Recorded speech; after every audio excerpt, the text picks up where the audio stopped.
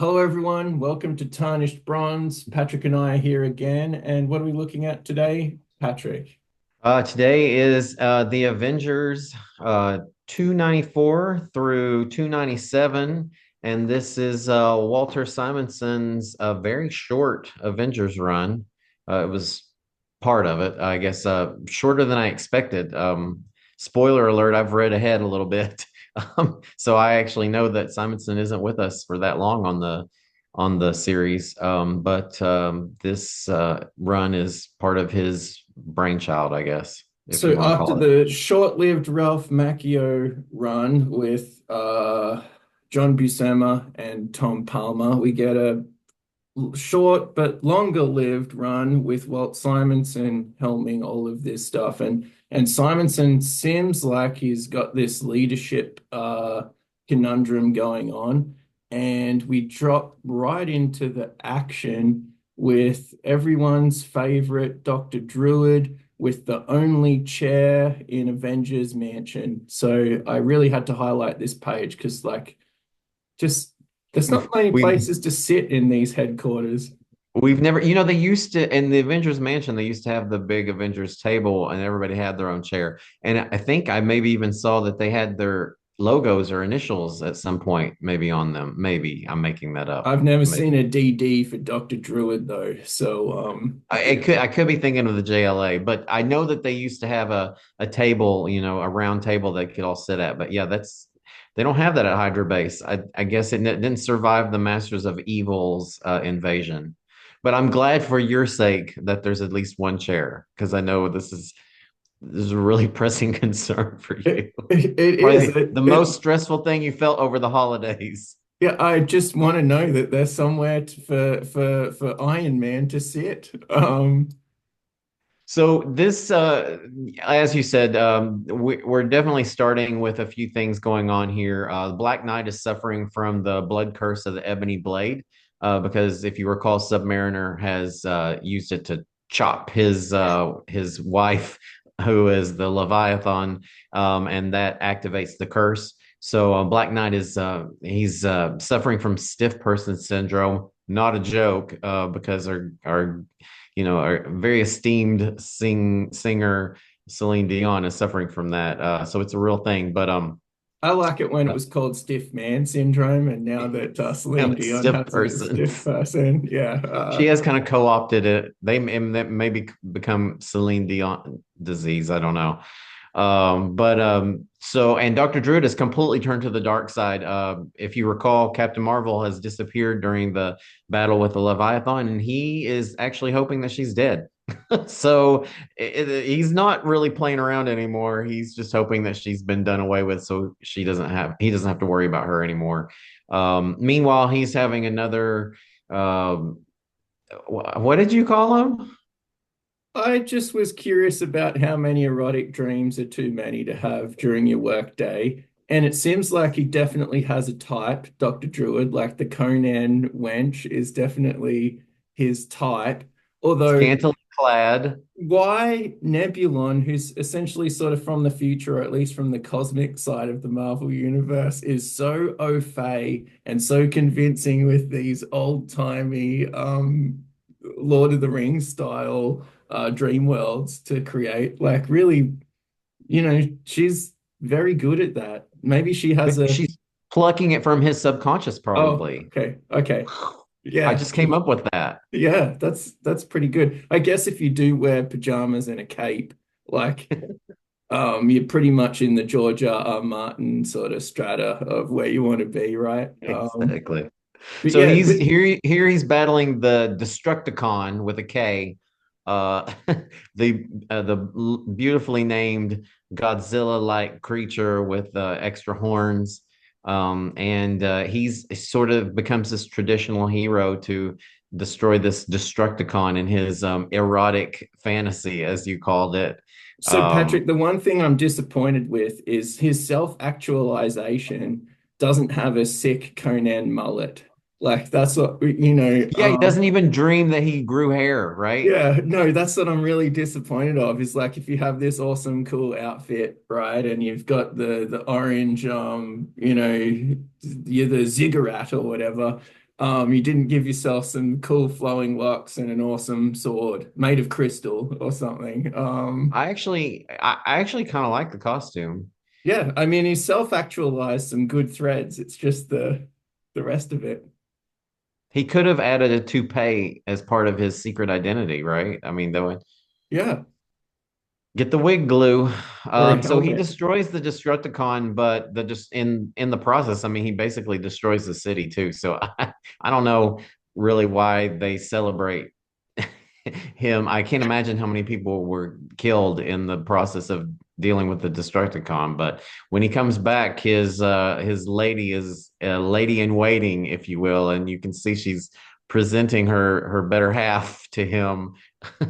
Yeah, and just so weird, the Victor's hands are your like just such a that's Victor's laurels, like just so good. I mean, you can't even make this up. I mean, obviously someone made this up, but you couldn't make it more cringy if you tried. Like, remember, this is this guy's, I don't think it's his id. I don't think it's his unconscious desires. I think this is Nebula taps into your conscious desire. So this is your ego, not, And they've gotten more and more explicit, right? Like this is the first time I can remember, they kind of made out a little bit, but this is the first time I can remember her sort of laid out on the bed. But and he I've must tried to have block it. it out. Yeah, he must have a horrendous back problem with all those pillows being required to like just Actually, if he had any sense, when you have trouble sleeping, as I can tell you from experience, you need just the one single orthopedic pillow. Like okay. a Yeah, ton so of he's those. Yeah, these medieval pillows won't work. I'm telling you.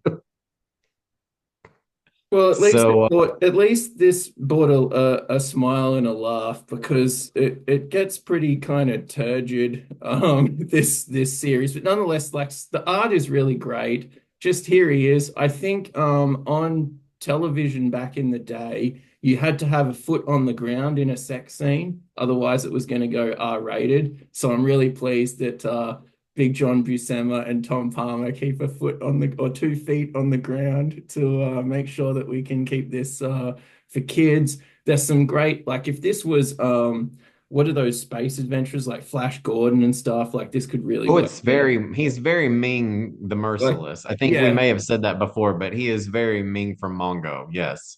just looking real cool. And I think I can see the first hint of Black Knight's like sort of exo suspensor kind of costume that he's got. So he kind of needs that to maintain his maneuverability, right? But I think Druid is in the scene. So there's Jarvis and Druid in the corner there. So he's just gone from having this wig out to back to being a leadership role. That's pretty CEO-esque of him, like just doing his erotic dreams, then just fixing the stiff person syndrome of Black Knight. Like he does it all. I'd like to also point out that off screen after this panel, Black Knight refers to Star Fox as a mincing fop. And which sound I mean, if you were a crueler person, I might actually expect to hear out of your mouth, just because of the nomenclature. Not that you'd ever call anyone a mincing fop, but I'm actually maybe if we played doubles and I double faulted, I could maybe see you saying that to me. But Yeah, not Star Fox. I love Star Fox. I really love that character. So I didn't just like that. just yeah, is he gonna just drift in and out of the team now, Star Fox? Like, or is who Yeah, well, no, knows? no. I mean, there is a cameo, and I think you're Okay, aware because I think you've read the issue that, yeah. yeah. Oh boy, that's a great one, right? Anyway, stay tuned. Yeah, I try and so viewers, I try and block as much out of this as my mind, just for your sakes as well as mine, because it gets just very confusing. I like this team though, and but basically this is just John Buscema just drawing cool stuff, um, which is I can read this. This is an Avengers comic. I can read John Buscema drawing cool stuff, but what is the main crux of what is going to happen here? Um, I think we've got This this Council of Kangs, right? Yeah, this is a setup issue, really. Actually, the main thing that I think happens in this issue is that Captain Marvel does finally reappear. Now, here we're setting up the Council of Kangs, and we're just kind of giving a little bit of a background because they're going to play a larger role in the next issue. So we do get a little bit of a peek at them. They're starting to put two and two together and realize that they've been taken advantage of by Nebula, but there's more of that covered in the next issue. In this particular issue, the main plot Great point, in page. my opinion, is Captain Marvel reappearing. She's been gone. She is rushed to the hospital, and apparently, instead of sidelining her like Machio or Stern did, Simonson's strategy is, she's too overpowered, so let's just revert her to a cadaverous husk and send her home with her parents. Yeah, Even though so she's from Louisiana, they're off to Atlanta. So don't ask me. It doesn't really make that much sense, but that they've gotten rid of. They've really done her dirty for years now. I guess at this point, it's been so many issues. what's one What more insult or slight? just send her home looking like a Q-tip on a skeleton. Like I But don't. but what I do like is Thor is thinking really, really, really, really hard. It is such a great panel. They really sell the gaunt, sort of emaciated Captain Marvel. They really sell Dr. Druid being a maniac. Just like if someone is looking at you like Dr. Druid is looking at you, you need to run because you're in trouble. She-Hulk is starting to put it together a little bit, by the way, at this point. And the panel you're referring to is Druid is sort of the one person that he can't really affect with his mind powers effectively is Thor. Thor's Asgardian constitution is a bit too strong for Dr. Too much Druid, hair. and I'm sorry, Too much hair and a helmet. It can't and the get too helmet. I hot. think Yeah. the helmet is sort of like a juggernaut kind of thing going on there, where it kind of maybe protects him a bit, I guess. But yeah, Thor's our only hope, because what Dr. Druid does, and the penultimate thing that he finishes with is to force his three mortal teammates to elect him leader, and he is the new chairman of the team. To the chagrin of Avenger fans everywhere, every time you think it's as bad as it can get with Dr. Druid, it gets worse. Now he's the leader of the Avengers. Oh, but just you wait. It's gonna get worse. So don't worry, viewers. So So yeah, that takes us to 295. yeah.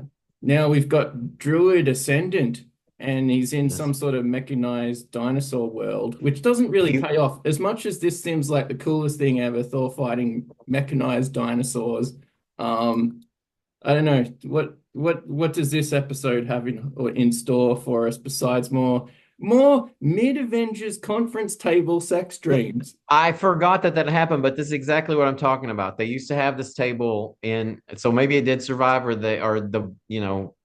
I don't. I was gonna say the Black Knight seems the most likely to build a table for them, but he's suffering from his stiff person syndrome, so he was not the person who did that. So yeah, I have a confession. I'm not really a huge fan of having dinosaurs wedged into comic books. It happens a lot.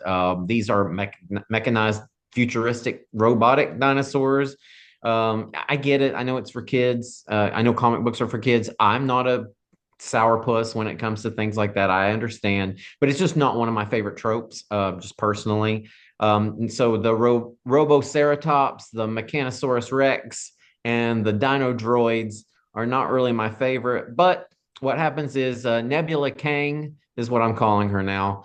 She abducts a Mechanosaurus Rex and sends it to DC. Oh, okay, so So this that is real. Before you go on, this is real. This is not his imaginary, no, like, no, so no, no, he's no. imagining the girl, or no, he's not imagining the girl, he's imagining her in that attire, but the stuff that is happening is real.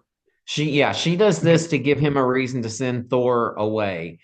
because as I said, Thor is the one who can resist his mental powers. Thor is the one that threatens Nebula's and Doctor Druid's Okay. ascendancy the most, because he's not really affected by the mental powers, and he has so much power himself, of course. So this is a way to sideline him by sending him off to DC to battle the Mechanosaurus Rex, and that way, Doctor Druid is free to take She-Hulk captive Okay. and attempt to take the Black Knight captive as well, but we'll get to that. So another good page just of, I think this is Nebula, but she's in this different garb, disguise. So this is sort of the Dr. Druid's view of the world.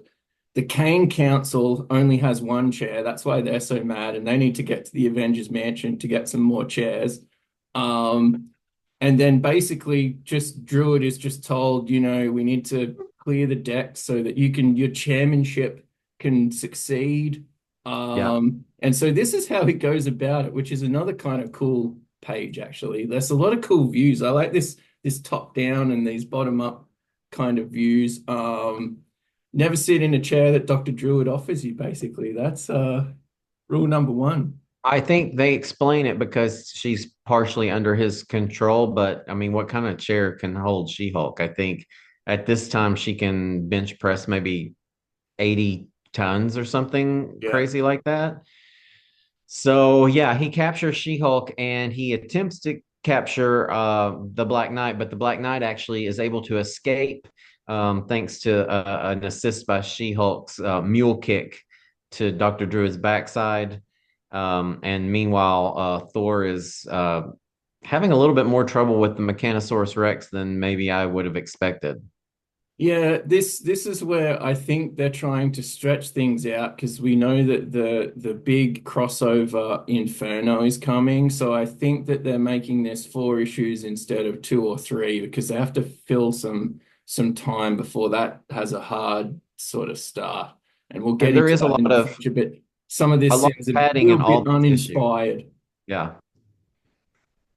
Um, so yeah, I agree. I thought there was a lot of padding. Maybe not even the last issue. There's a lot of there. Yeah, there's a lot of padding. But meanwhile, the incels of the Council of Crosstime Kangs, they're starting to realize that they've fallen victim to the feminine wiles of Nebula Kang, and they've provided her with various futuristic tech that she's going to be able to use to leverage the Avengers to gain access to the most powerful known weapon in the Omniverse. We don't know anything else about this Mulligan McMuffin except Yeah, that that's all. That's yeah. If only we had Mulligan McMuffin McMuffin, that's what I'm gonna sponsorship. yes. Except that the Avengers are going to somehow obtain it at some point in the future. And the Kangs are sort of biding their time waiting for the Avengers to do that so that they can get it. Nebula, meanwhile, she doesn't really have as much patience, so she's going to try to force the issue and see if she can sort of bring the future to the present. So it's a game of chicken for our council of Kang cells. A couple of interesting notes I thought towards the end of this issue is when Nebula tells us that mystics are always the easiest people to fool, and that's why she has targeted Dr. Druid. And so I just want you to remember that the next time you stop into your favorite New Age store to get your monthly supply of crystals and dream catchers, that these are people that you probably will be able to negotiate well with. This is what I'm thinking. Anyone who owns one of those types of stores, please leave your comments below and let us know. I'm sure Yeah, that you'll probably really take umbrage at that accusation, but that was Nebula, Kang Nebula, not me. All I'm doing is reading and passing this along. Jennifer mentions that she's a lawyer and not a new age person, and Nebula says all lawyers do is split hairs. They wouldn't know a real barber if they saw one. And I'm about to give you the trim of your life. that is pretty good. So that's pretty good. Great Uh, dialogue. this isn't the last tete-a-tete that these two ladies will have in this storyline. And the I must issue, admit, these scenes are really great. Like the She-Hulk one-on-one scenes in all of the Avengers that we've read, no matter how high or low quality the overall storyline has been. She-Hulk going one-on-one, not necessarily fighting someone, but just in these tete-a-tetes, as you said, is kind of like very well done. yeah, she's the best character, I think, in this arc Get for to be a sure. little bit funny. You get to, bring something else. Whereas sometimes Thor speaks, he's been on Earth for a while. His home planet or his home world is sort of antiquated, but in many ways, Black Knight is way more antiquated, but Thor always sounds more silly. And I don't know why that is the case, and it doesn't have to be. The writers Simonson really has his finger on the pulse with She-Hulk, but it's not just him, because she's really been done well with Machio as well. I Yeah, totally agree. yeah. My favorite character, it might have something to do with being the only active woman. I mean, we don't really count Captain Marvel. She's been sidelined so horribly, and they turned Sidelined by Marina. you now. You're not Yeah, even I mean, yeah, counted. I So agree. yeah. What choice do I have? And then, Marina's turned into a sea worm. So really, She-Hulk's really our only option. She's our only hope at this point. But the issue ends with Black Knight helping Thor finally overcome the Mechanosaurus Rex. I'm surprised that he needed help. And that he's discovered that his entire body has become the living embodiment of the ebony blade. He's basically a human sword. So, That's something. That's something uh, that if I was seven, I would think that that is the best thing ever. And I couldn't wait to get stiff man syndrome, which is a different thing when you're a young man. Stiff man syndrome, so then I could become a living sword. I wonder if I'm surprised that we haven't. Why was Black Knight the one who became the stiff man syndrome victim and not Dr. Druid, who was having all the erotic daydreams? That keeps him limbo and nimble and stuff. Like, Yeah, I don't. it's This is a question for the ages. yeah, Black Knight is Um, all uptight and stuff, and that's why he's got his stiff man syndrome or stiff person syndrome. We can, everyone can get it. So, what happens now, Patrick? Like, this is just a roller coaster ride of ups and downs. The dinosaurs are done with, the Kangs are out and about. It seems like we're going into an Avengers versus Avengers versus Avengers battle because Druid is just like, I think he's pretty much got um She-Hulk in his pocket, right? yeah. Oh well, he will. Yeah. The cover is the cover's a little bit misleading because none of this occurs at ground level. But No my truth in first question. advertising. I'm sorry. There's no truth in advertising. I mean, well, as I said, this is one of my pet peeves from being a kid, is that when the cover doesn't accurately reflect. But this one, it does reflect the gist of what happened. So I think that's fair. So for My those first keeping question. track, this is 296, Avengers 296. We're on the countdown to issue 300, and there's trouble in paradise. The Avengers are infiltrated by Nebula, who's now just being herself. She's revealed herself at least to She-Hulk in the Yes. last issue. Yeah, because She-Hulk is under Dr. Druid's control. Thor and the Black Knight are heading back to Avengers Mansion to confront Dr. Druid. And they think She-Hulk is knocked out. Of course, it's a trap, and they're both taken prisoner. And so now the entire Avengers team is under the control of Dr. Druid and Nebula, who is no longer Nebula Kang. She's just Nebula. Eavesdropping on the Kangs, we learned that this ultimate MacGuffin, I mean, the ultimate weapon that they're going after was created by a renegade Celestial. Oh, It's been placed in a 15-year time bubble, and that at some point, as I mentioned a little earlier, the Avengers will pierce this time bubble, and they intend on capturing it from them once they obtain this weapon. Again, 296 is a lot of padding. we're really spinning our wheels a little bit. The Avengers eventually do get together and are trying to pierce the time bubble because Nebula is trying to make that happen now. She doesn't want to bide her time and wait until Okay. some point in the future when the Avengers do it. And we have three Kangs who hitch a ride on the Quinjet to try to follow them into the time bubble, and that's how 296 ends. It's really not that much. It's a lot of Kang on Kang action. So I do like the Kang on Kang incel friend group here. They're just getting real steamed. They thought that there would be chairs at this meeting, and obviously there's only chairs for the official quorum, the treasurer, the president, the secretary, and the vice president. So all of the, low-level Kangs are getting pretty upset. But this is a great page. Just looks visually interesting. All the facial expressions are really great. Even though they're sort of masked, it really does sell it. It's very Um, teen boy coded, right? Where they're yeah, all arguing like young lads who have, all sort of fallen for the same girl. and they do say that Nebula is flirtatious, and in all of the poses that we see her here, she does seem to just see accentuating the assets really quite well in this top page, just bending in a bizarre way to use a pointing stick because it's 1986. They don't have laser pointers. We've got to use a physical wand. Just there's some fun stuff in here that's just sort of lost because it is getting a little bit turgid, a little bit tedious.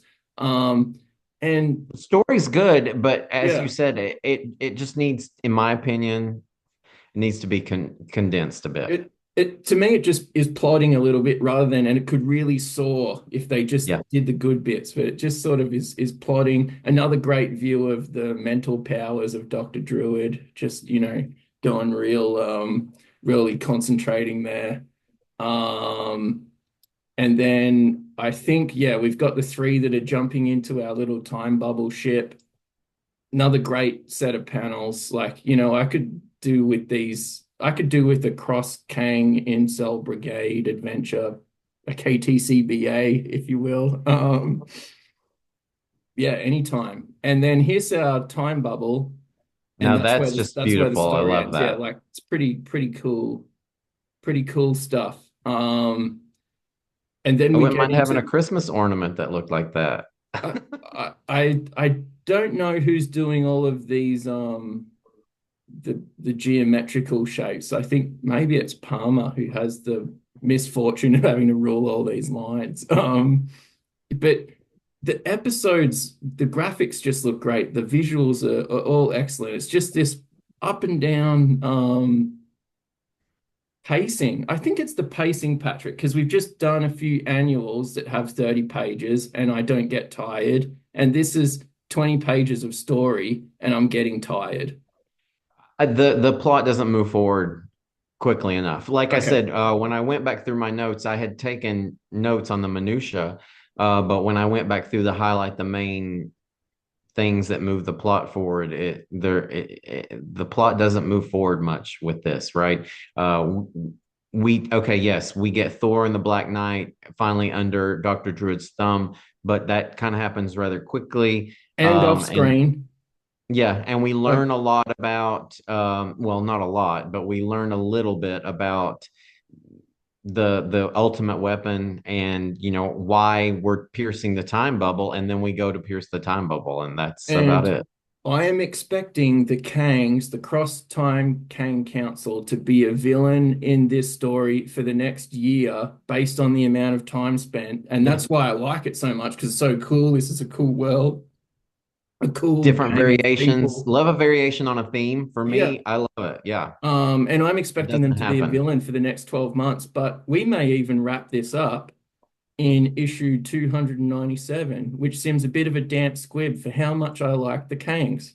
Not Kang. I I love the Kangs. I want more of them. And more exploration of the Paleozoic Kang, who's a lizard apparently. Okay, yeah, That's no, what how because he refers to him. We've got a sort of a caveman Kang. We've got the Kang with the goatee. We've only got the one female Kang. I don't understand that, but I say bring on the Squid Kang. I want the, Cthulhu Kang.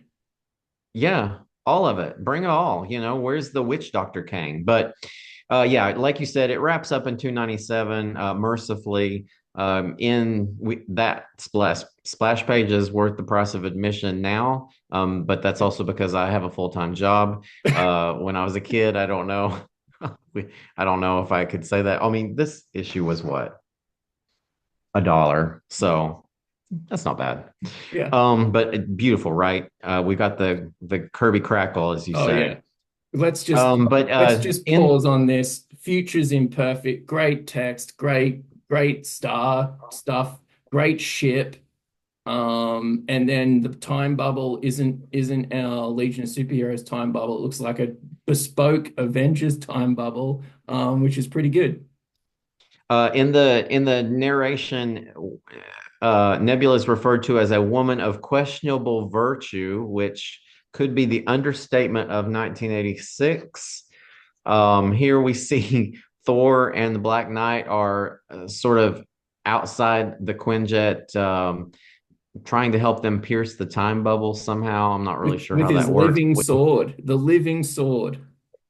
Yeah. Well, he's still able to move a little bit at this point, but we get a lot of great lines of gobbledygook, like Yeah. alternate probability nodes of being in the local time flux, which And is, somehow his hammer must add to the thrust of the ship, which is like just a double entendre just waiting to be made. Like Thor's just bizarre statements. Like we need more thrust to generate from this hammer. Like just so good.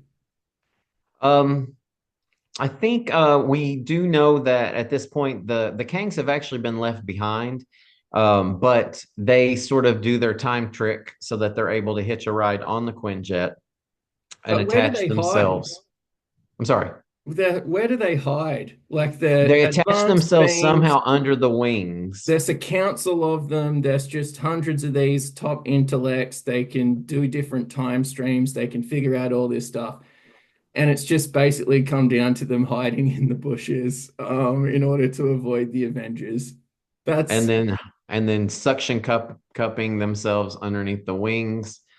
Yeah, so they kind of hitch a ride. Now, the Avengers are unable to pierce the time bubble, and Nebula is starting to get freaked out by that fact, and she doesn't really know why that is. And she thinks, oh, maybe I have the wrong team of Avengers. So first, she has the chairman, Dr. Druid, who's under her power, of course, make her an official Avenger. So Nebula is now an official member of the Avengers. And then she still is worried that she doesn't have the right combination. Now, the reader knows that the reason that they can't pierce the time bubble is because the three Kangs have hitched a ride. yeah. And so it needs to just be the Avengers. But Nebula doesn't know this. So she starts throwing people out of the Quinjet.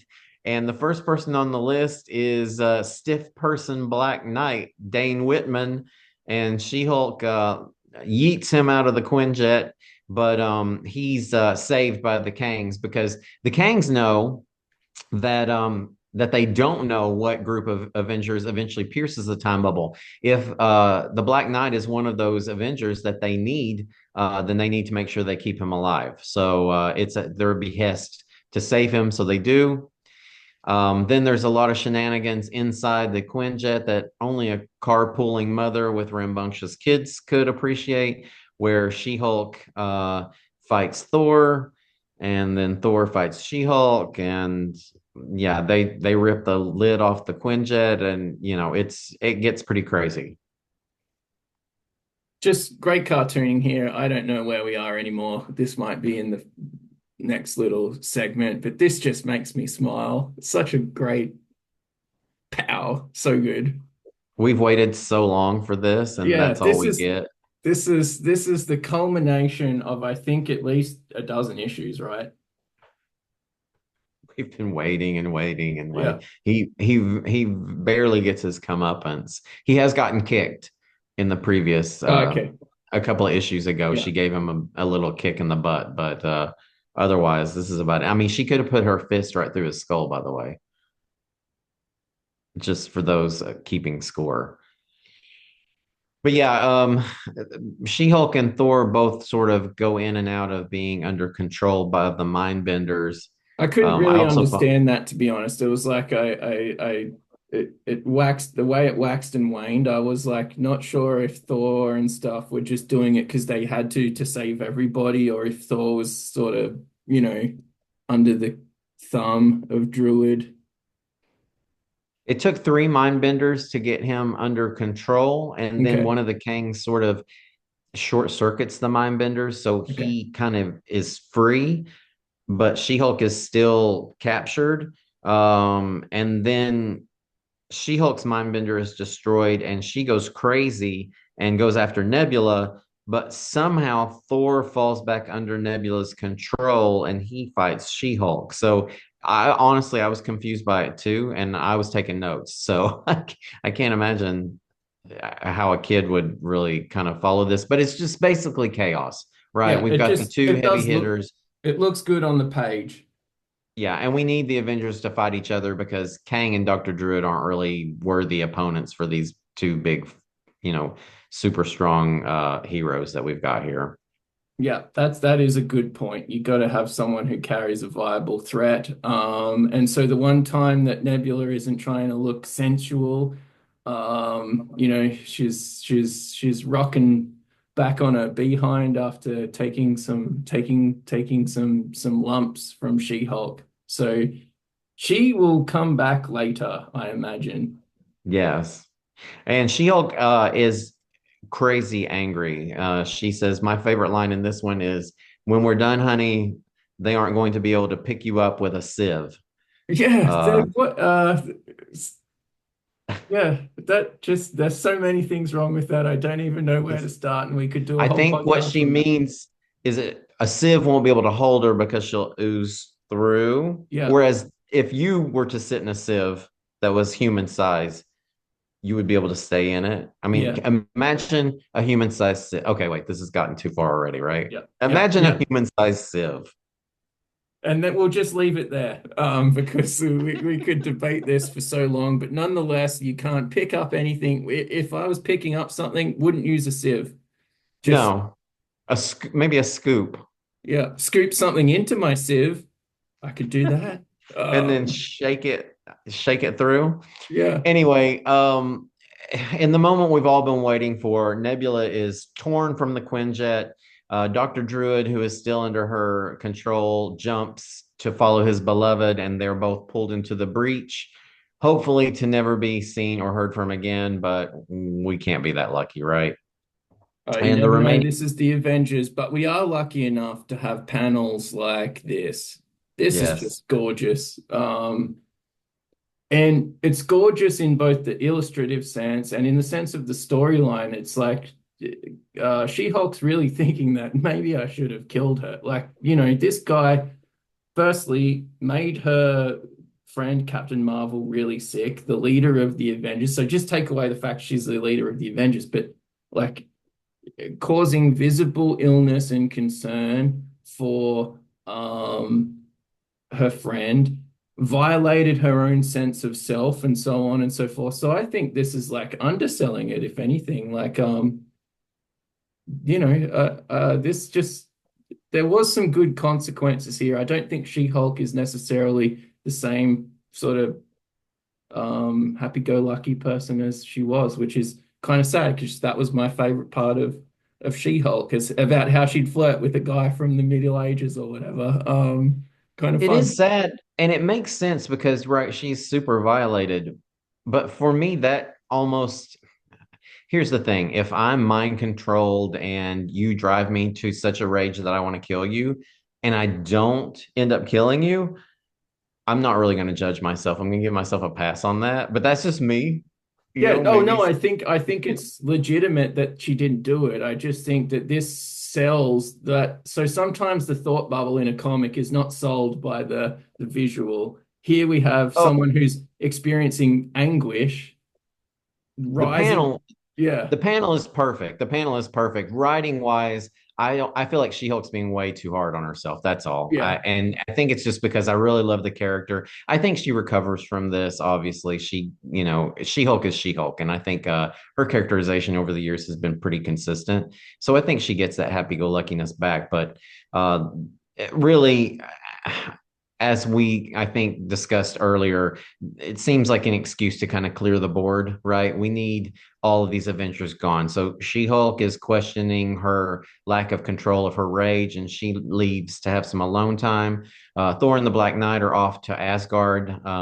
We aren't even really explained why that is, and they're the only three Avengers left. So Nebula, with the help of everybody's favorite, Dr. Druid, has done the seemingly impossible, and she's actually destroyed the Avengers, much to the chagrin of the Kangs, because the They Avengers need, need to yeah. exist in order to pierce this time bubble, which they never were able to do. So, my question to you is just, has this all just been an excuse to clear the ranks so that we can start over with a new team of Avengers? So behind the scenes, um, I think Jim Shooter has not been the editor-in-chief of Marvel for now 8 or 9 months.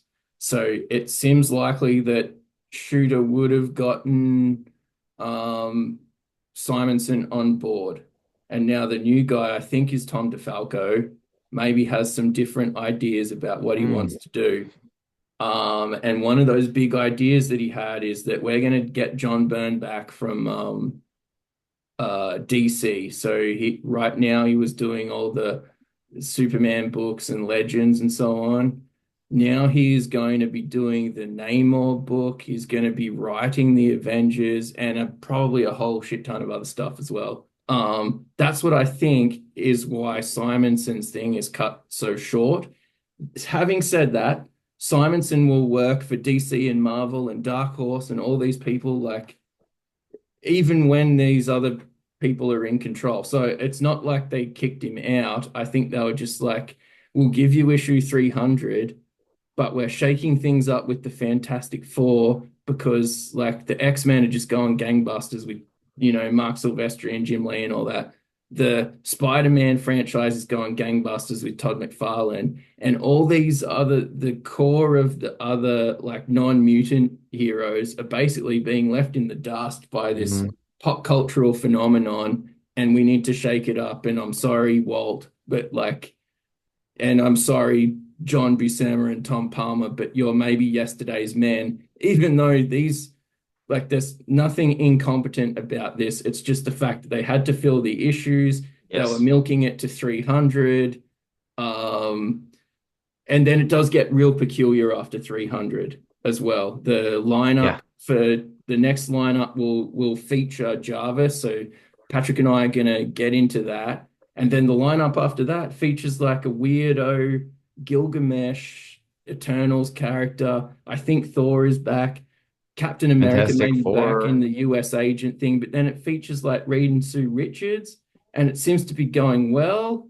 So and then John Byrne comes back. So It's that's like they're all in the throwing stuff at the wall and just yeah. seeing what will stick while they, what are the pull for time, right? Yeah, Stretch it, yeah, stretch it, yeah. stretch it. They've got someone playing the violin, just making sure that the show is going on. So Patrick, this was a missed opportunity for me. I agree. It should have been extraordinary, but it was a little bit leaden in places. I did really like it. I'm hoping it gets better as far as the pacing goes, but I know that I'm kidding myself because I've already read the next issues. But stay tuned on Tarnished Bronze as we continue going through this interstitial Avengers period, waiting in joyful hope for the return of John Byrne in a few more issues time. So we will see you there. You can see our other Avengers coverage on the channel. And bye bye for now.